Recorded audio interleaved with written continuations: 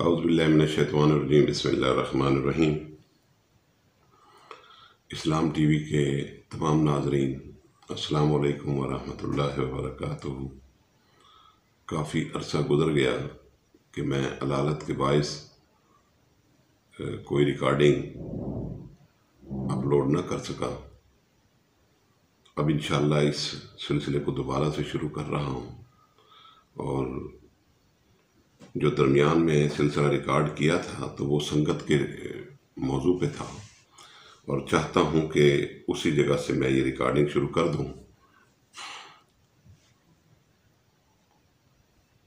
حضرت کعب الاحبار رضی اللہ تعالیٰ فرماتے ہیں، تابعی ہیں، فرماتے ہیں کہ اللہ نے مخلوق پیدا کرنے سے پہلے دو باتیں عرش کے نیچے لکھ دی تھیں جن کا علم فرشتوں کو بھی نہیں ہے۔ نمبر 1، نیک عمل کرنے والا ساری زندگی نیک عمل کرتا رہا، لیکن مرنے سے پہلے فاسق اور فاجر نافرمان لوگوں کے ساتھ چلا گیا، اور اس کی موت وہاں ان لوگوں کے ساتھ آئی، تو قیامت میں جب اسے اٹھایا جائے گا تو انہی فاسقوں کے ساتھ اٹھایا جائے گا۔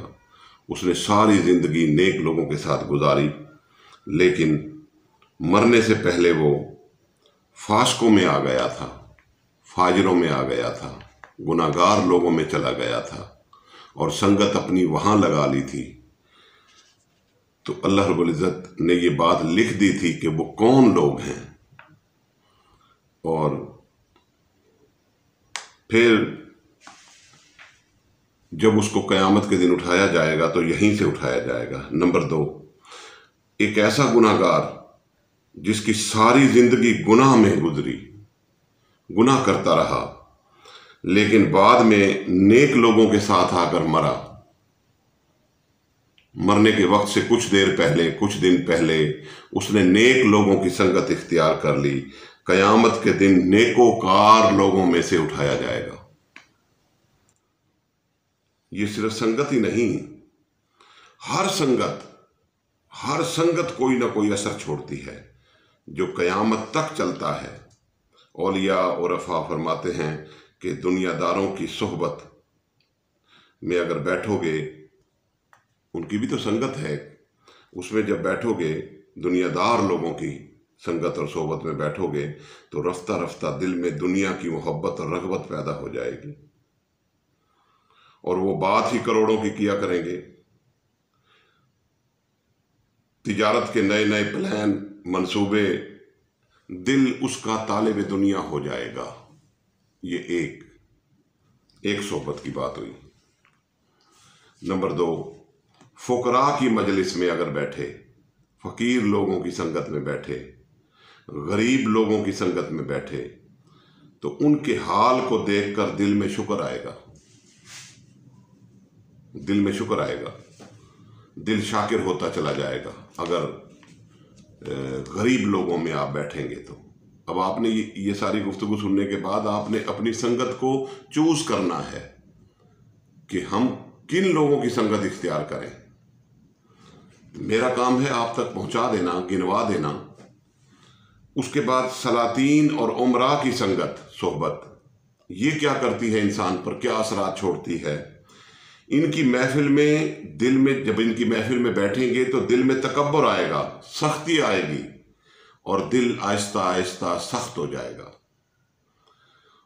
عورتوں کی سنگت، اگر ان میں عورتوں میں بیٹھنے کی اگر زیادہ موقع ان کو، کسی کو بھی اس میں عورتوں کی اس میں بیٹھنے کا، سنگت میں بیٹھنے کا ملتا ہے، تو اس میں اس کے بیٹھنے سے جو اثرات انسان پر پڑیں گے وہ یہ ہے کہ شہوت آئے گی، گناہ اور زنا کی طرف رغبت کرے گا، عورتوں جیسی عادات اس کے اندر آنا شروع ہو جائیں گی۔